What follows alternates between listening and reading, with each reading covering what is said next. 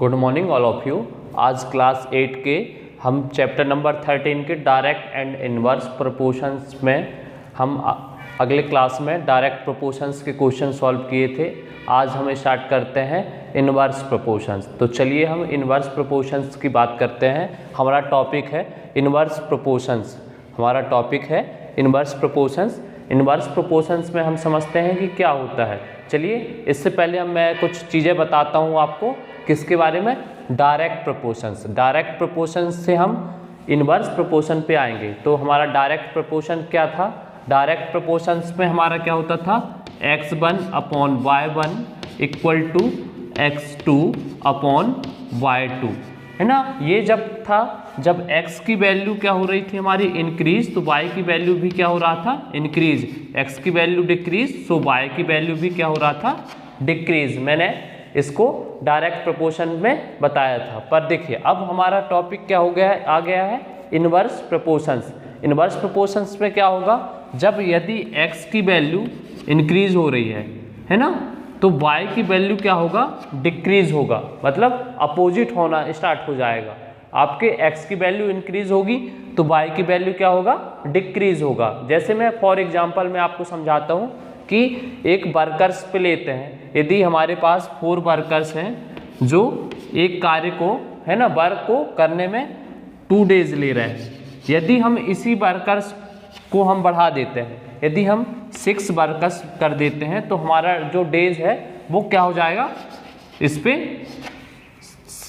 कम हो जाएंगे। यदि 4 वर्कर्स 2 डेज में कर रहे हैं तो 6 वर्कर्स 1 डे में करेंगे। मतलब ये हमारा इंक्रीज हो रहा है, पर यहाँ पर क्या हो रहा है? डिक्रीज हो रहा है। तो इस टाइप के क्वेश्चन हमारे किस पे आएंगे? इनवर्स प्रोपोर्शंस पे। और जिस पर x में इंक्रीज तो y पे इंक्रीज हो रहा था, वो हमारा क्या कहलाता है? डायरेक्ट प्रोपोर्शंस के क्वेश्चन थे।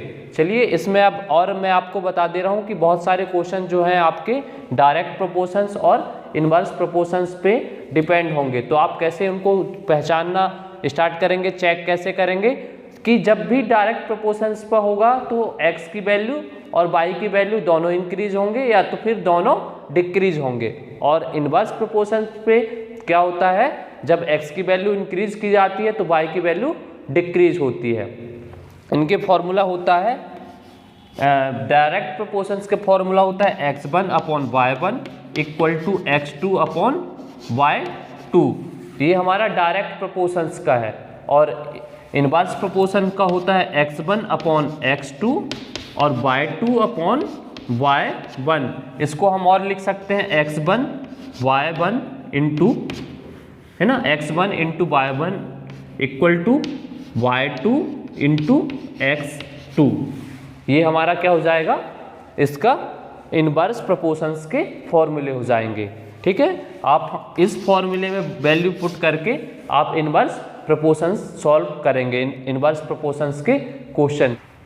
चलिए स्टूडेंट 13.2 के क्वेश्चन नंबर फर्स्ट हम आपको एग्जांपल है जो कि आप कैसे पहचानेंगे इनवर्स प्रोपोर्शंस के हैं या डायरेक्ट प्रोपोर्शंस के। तो हम उसको सॉल्व करते हैं। क्वेश्चन नंबर फर्स्ट हमारा है which of the following are in inverse proportions. इसमें आपको पहचान करना है कि इनवर्स प्रोपोर्शंस के कौन से हैं। तो पहला है the number of workers on a job and the time to completed the job. ठीक है, क्वेश्चन फिर से रिपीट करता हूँ। The number of workers on a job and the time of completed the job. देखिए नंबर ऑफ वर्कर्स के आ गए। यदि हम जैसे वर्कर्स का x ले लेते हैं और ये जॉब है ना, हमारा एक जॉब है, ठीक है, और ये वर्कर्स। तो देखिए वर्कर्स में जैसे आप 2 वर्कर्स है ना, 2 कितने 1 डेज पे आज कंप्लीट कर रहे हैं। तो यदि इसी वर्कर्स को हम बढ़ा देते हैं, 4 कर देते हैं, तो क्या हो जाएगा? ये 1 डेज की जगह 1/2 डेज पे कंप्लीट कर देंगे। तो डिक्रीज हुआ। तो हमारा क्वेश्चन नंबर जो फर्स्ट है वो क्या है? इनवर्स प्रोपोर्शंस के क्वेश्चन है। चलिए इसका second, the time taken for a journey and the distance travelling in a uniform speed. देखिए किसी ट्रेवलिंग के लिए है, डिस्टेंस भी बात हो रही है, ट्रेवलिंग की बात हो रही है, और आपका जो स्पीड है वो फिक्स है। तो आपका ये क्वेश्चन किसका होगा? डायरेक्ट प्रोपोर्शंस का होगा। मैंने पहले क्वेश्चन करवाया था कि यदि डिस्टेंस बढ़ाते जाते हैं तो वो जो किलोमीटर है वो ज़्यादा से ज़्यादा जल्दी वो करेगा, मतलब x में इंक्रीज हो रहा है तो y में भी इंक्रीज होगा। चलिए स्टूडेंट, क्वेश्चन नंबर 5, हमारा क्वेश्चन नंबर 5 है, तो क्वेश्चन नंबर 5 को हम रीड करते हैं और उसको सॉल्व करेंगे। तो क्वेश्चन नंबर 5 हमारा क्या है, अ farmer has enough food to feed 20 animals in his cattle for 6 days. How long would the food last if there were 10 more animals in his cattle? मतलब हमारा क्वेश्चन है, एक फार्मर्स के पास इतने फूड्स हैं कि वह 20 एनिमल्स को 6 डेज तक क्या कर सकता है, खा सकता है। अब उसके कैटल्स में क्या हो जाएगा, देखिए उसके फार्मर्स के उस पर क्या हो जाएगा, 10 एनिमल्स, अब और कितने 10 एनिमल्स और ऐड कर दिया जाता है।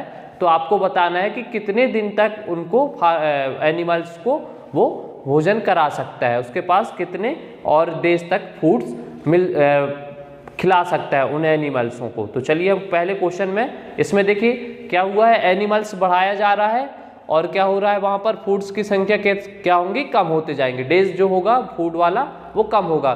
तो एक में इंक्रीज हो रहा है तो दूसरे में क्या हो रहा है, डिक्रीज हो रहा है, ऐसे क्वेश्चन हो रही। तो हमारा क्वेश्चन फिर से एक बार देखिए, इस पे पढ़ते हैं, a farmer has enough food to feed 20 animals. तो देखिए आप दो बॉक्स बनाएंगे, पहले तो आपको क्या करना पड़ेगा, नंबर ऑफ एनिमल्स, ओके, तो number of animals,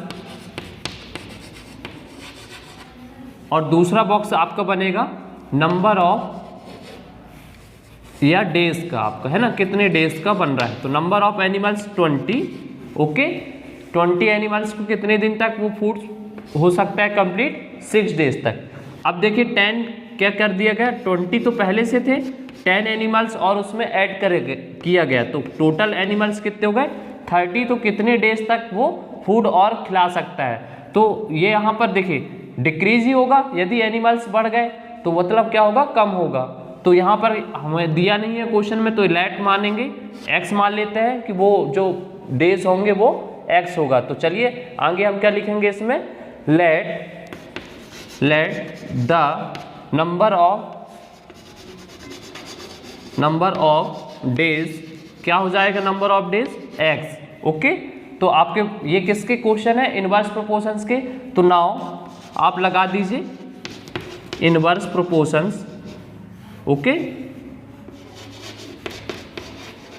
inverse proportions के फॉर्मूला, ओके। तो चलिए आपका नंबर ऑफ एनिमल्स और डेज क्या दिया था 20 पर आपका 6, 30 पर x है ना, 30 एनिमल्स पर आपको x फाउंड करना था। तो ये आपका क्वेश्चन का x1 मानते हैं इसको, ये y1, ओके, x1 ये आपका क्या हो जाएगा, देखिए x1 ये आपका कितना हो गया x2, ये x2, ये y1 और ये y2। तो हमारे फॉर्मूला होता है इनवर्स प्रोपोर्शंस का x1 upon x2 equal to y2 upon y1। चलिए x1 इसका इधर आया तो multiply y1 equal to y2 into x2, value रख दीजिए। x1 क्या है आपका 20, y1 क्या है आपका 6, y2 क्या है आपका x इंटू x2 क्या है 30। अब चलिए x की वैल्यू आपको निकालना है, तो x इक्वल टू क्या हो जाएगा 20 इंटू 6 अपॉन 30। कैसे हुआ, ये 30 को इधर लेके आए तो x की वैल्यू निकलेगा, तो x इक्वल टू 0 से 0 कैंसिल, 3 1 जा 3, 3 2 जा 6, तो क्या हो जाएगा 4, 2 इंटू 2 4, 3 1 जा 3, 3 2 जा 2।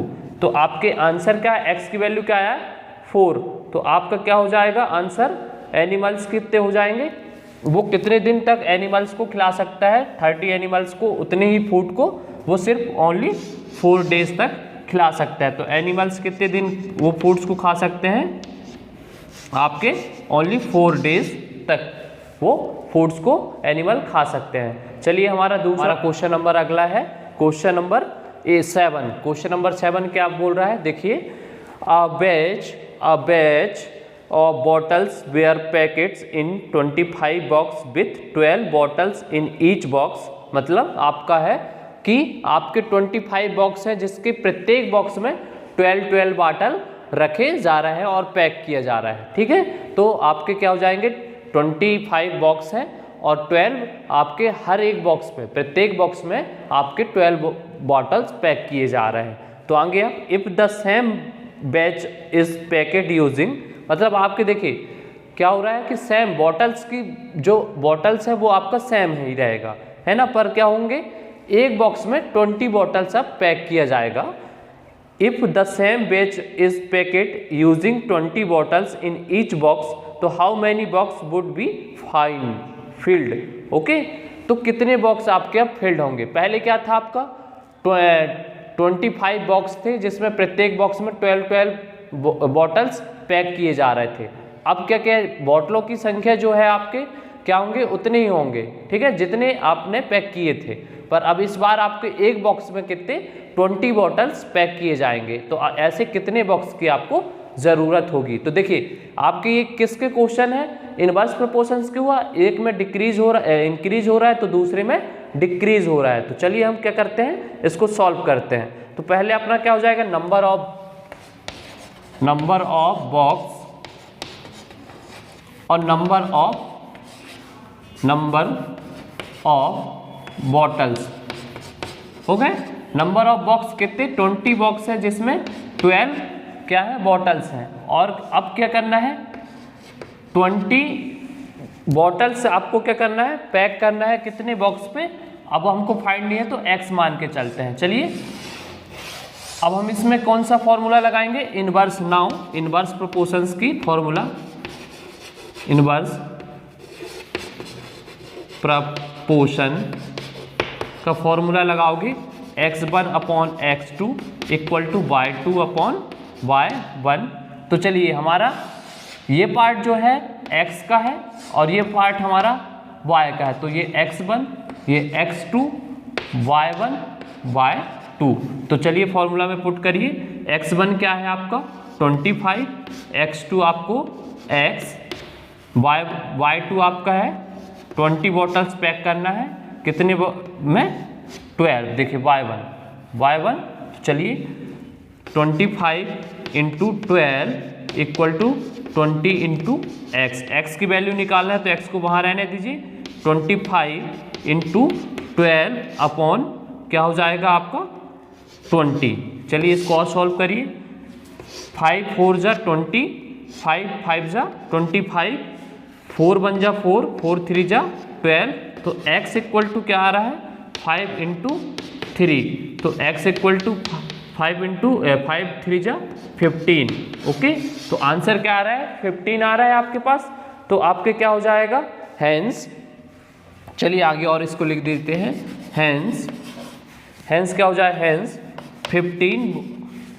15 बॉक्स आपके क्या हो जाएंगे 15 बॉक्स वुड बी क्या होगा फील्ड। ओके, मतलब आप क्या करोगे प्रत्येक बॉक्स में क्या करोगे 20 बॉटल्स आप पैक करोगे। तो आपको कितने बॉक्स की ज़रूरत पड़ेगी 15 बॉक्स की ज़रूरत पड़ेगी। जबकि आपके क्वेश्चन में पहले मैं बता चुका था कि 25 बॉक्स थे जिसमें प्रत्येक बॉक्स पे 12 बॉटल भरा जा रहा था। ओके, और बॉटलों की संख्या कम ज़्यादा नहीं किया गया है, सेम क्वेश्चन में बोला था तो उतने ही बॉटल आपने एक बॉक्स में 20 बॉटल्स आपने फिल्ड किए और पैक कर दिए।